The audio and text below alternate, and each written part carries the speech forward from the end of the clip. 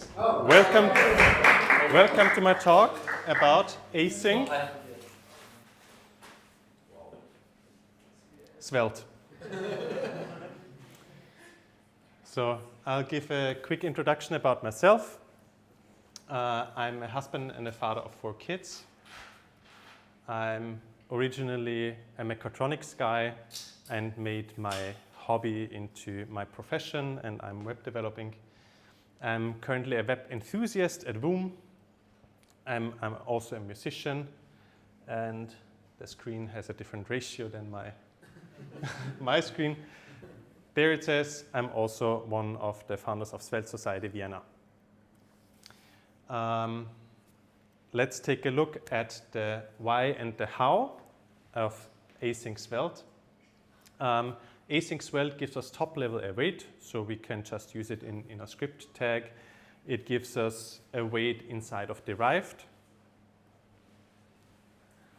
which is really nice for fetching data, for example, and transforming it. And then even inside of a markup, we can just await stuff, wait for promises. And the tool that we need that was already existing is Svelte boundary. So this was extended a little bit and now provides us also with a way to handle async Svelte. Hooray! And there was a fifth point. Yeah, so inside of the Svelte config, this is the standard Svelte config. There's one thing that needs to be adapted. We need to add the compiler option for experimental async true. It will become standard and not experimental with Svelte 6. So let's see how long that will take. Oh, wrong key. And the really basic example is we have a Svelte boundary. We have our async stuff that happens here. So this could be loading data on the client side, having an async component, and yeah, some asynchronous stuff. And then we have our pending state, and we can show our loading indicator.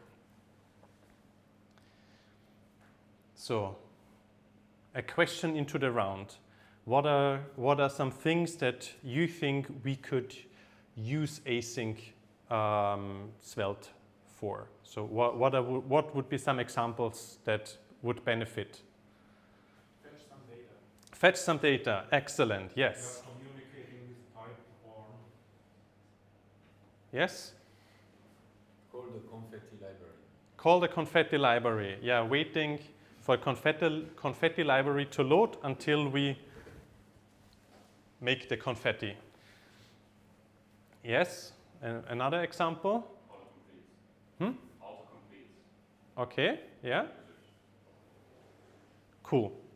So I came up with some examples. Let's see how many we see. So we could have typed data loaders. So depending, we could have a generic data loader depending on what data promise we send into it. We get as a child prop, and I'll show some code later. So if we change the promise output, it will reflect in the snippet the props that are expected there. We could have async component loaders, for example, a component section that loads on interaction, or some WYSIWYG editor that loads as soon as we interact with it, or something scrolls into the window, and then we have an async component load in lazily. We can have an image loader with blur. I'm quite a huge fan of the thumb hash because it provides a base64 image with minimal bytes, so not even kilobytes, that we can just stick as background CSS image, and quite handy for lazy loading stuff. and whatever you can imagine. So I think this is the time where we look at some experiments that I did.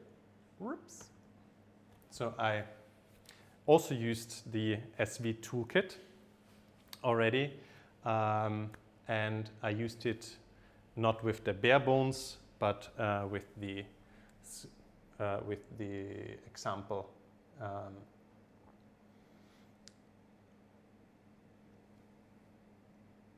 page already. So I did some experiments. So we have a component loader.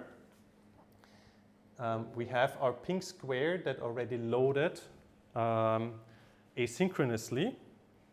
And of course, we know that squares, they go into the square hole. And we have a blue circle in a moment. And the blue circle goes in a square hole. And we have a green triangle. And of course, the green triangle goes into the square hole. And we have a red semicircle, lazily loaded, that also goes into the square hole. And then at last, we have some gibberish. Something went wrong, so I hope we have Sentry built in,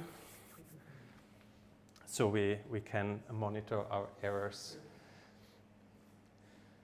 Yeah. It doesn't go into the square hole. Sorry.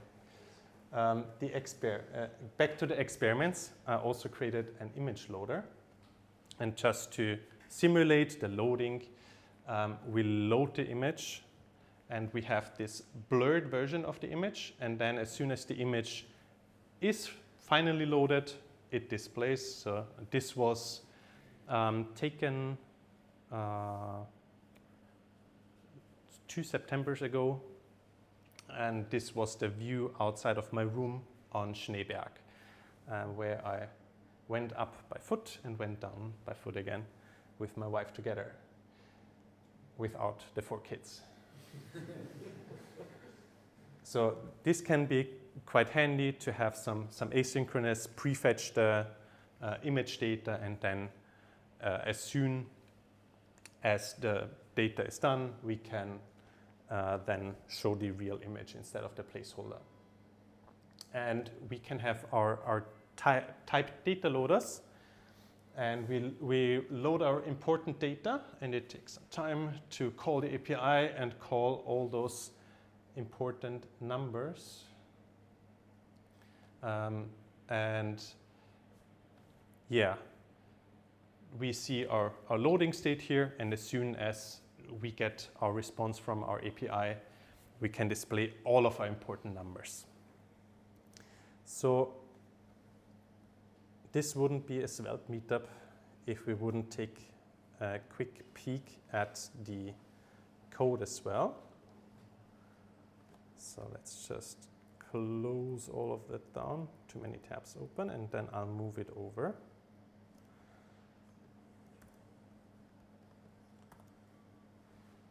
So which of the experiments do you guys want to see first? Image loader? Good, let's start with the image loader. It's one of the simpler ones. So let's see. So we simulate a promise and trigger that when we click the button. We wait for 2 seconds, and then we return the promise. We return the sunrise image as the parameter. And inside of a Svelte boundary, we have our source. So we can use @const and await inside of our component. We can await that promise. And then as soon as it's available, we can use it as source inside of our image. And as long as it's pending, we can use our blur hash base64 image or either inline that as a background image, that would also be possible to have it as a background image here. So next, data loader or component loader? Component loader. Good. Excellent.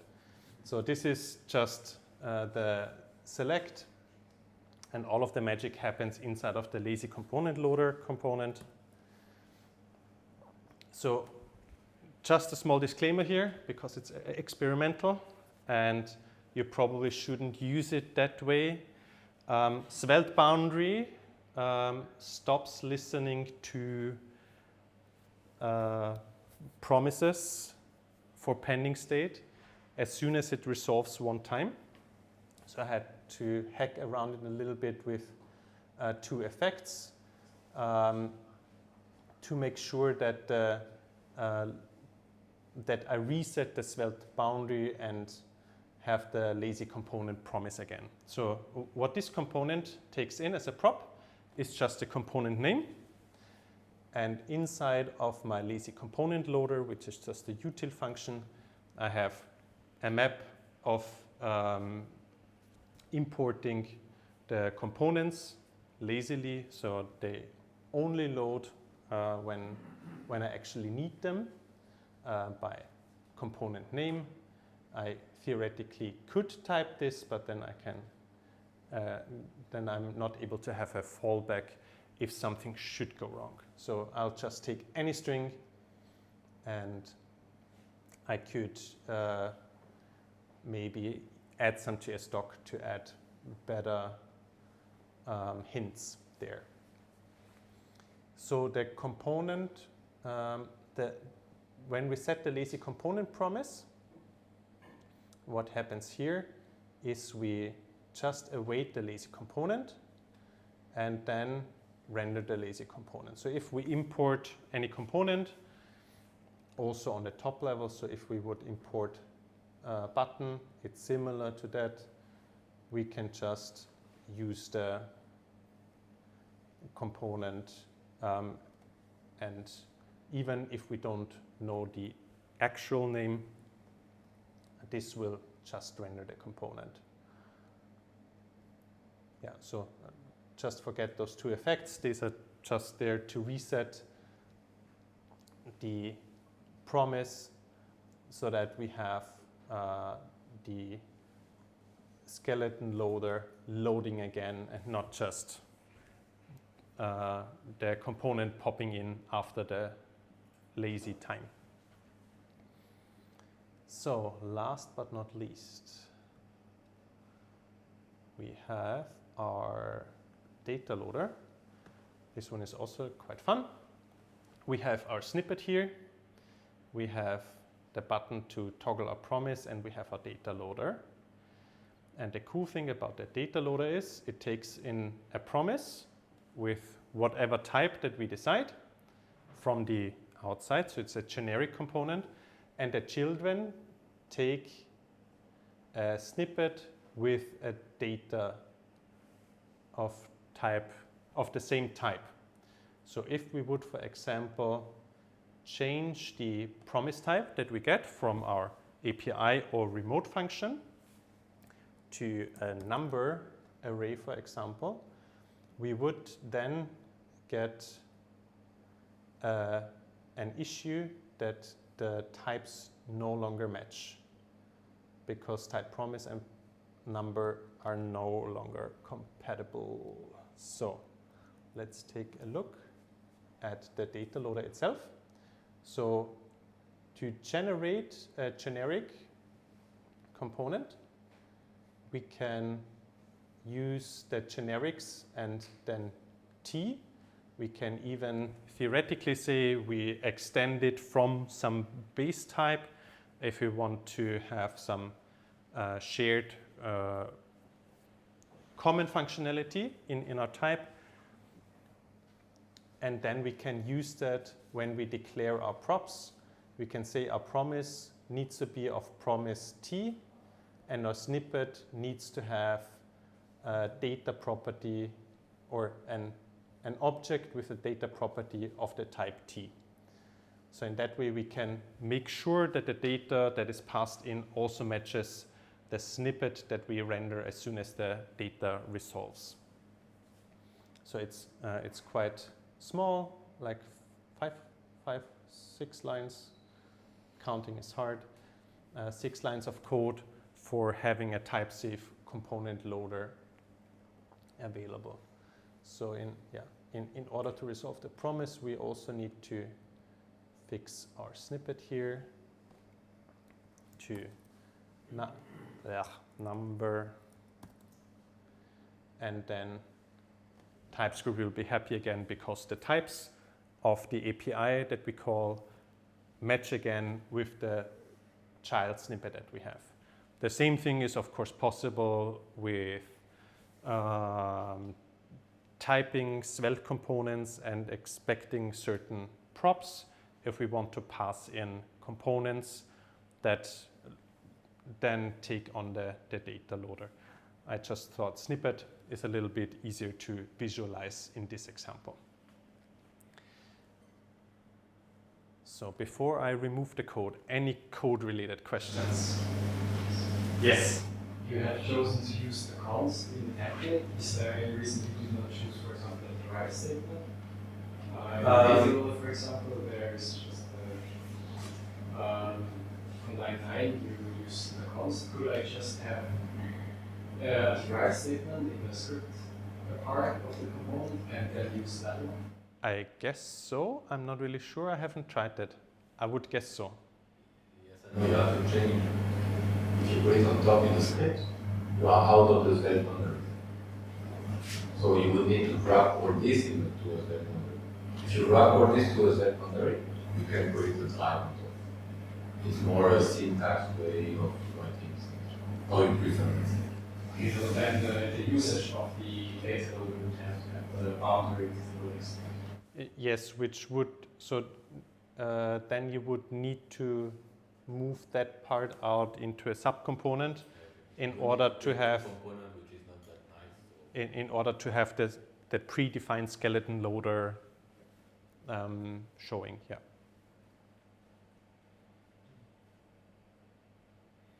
I was going for simplicity, so I didn't try any other.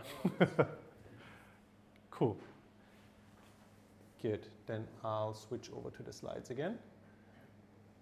Switch over to the slides again, which is actually a Svelte kit.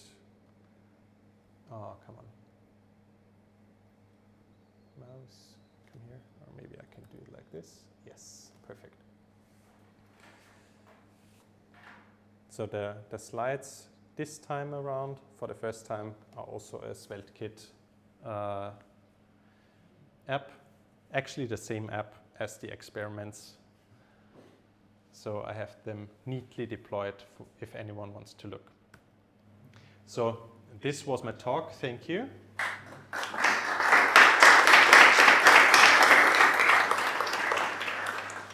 If you have any more questions, feel free to ask. If not, let's have some fun talks and enjoy each other's company.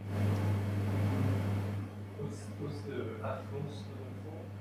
The add const is to await the promise. And then as soon as we have awaited it, we can use it as a... It's like also just to declare a variable in your template. Yes. It's nice to have it instead of repeating a long add function, for example. To repeat it many times, you can do add const my result of this function and use the results in many places. This is the add const is very good. Second thing with the that's why. So it's not dependent on the boundary? No, add const is a normal Svelte concept. I think there are some boundaries, but it's not necessarily only Svelte boundary. Pre-declare variable before you use it with the markup. We can just use it for as long calculation. Yeah. In and each, for example, is. Yeah. Then, thank you so much.